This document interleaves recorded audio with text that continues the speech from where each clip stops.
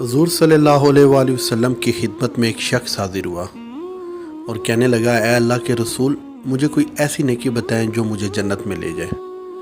آپ صلی اللہ علیہ وآلہ وسلم نے فرمایا، تو اپنے غصے پہ قابو پا لے تو تیرے لیے جنت ہے۔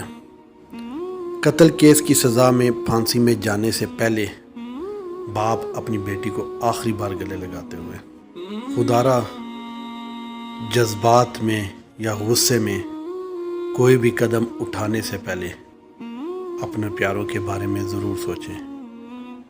اس ویڈیو کے ذریعے میرا صرف ایک ہی میسیج ہے، نفرتیں نہیں محبتیں بانٹیں۔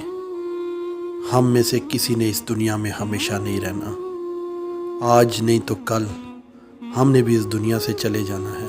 اس لیے جذبات میں آ کے ایسا کوئی کام نہ کریں جس سے آپ کی دنیا اور آخرت دونوں خراب ہوں۔ شکریہ۔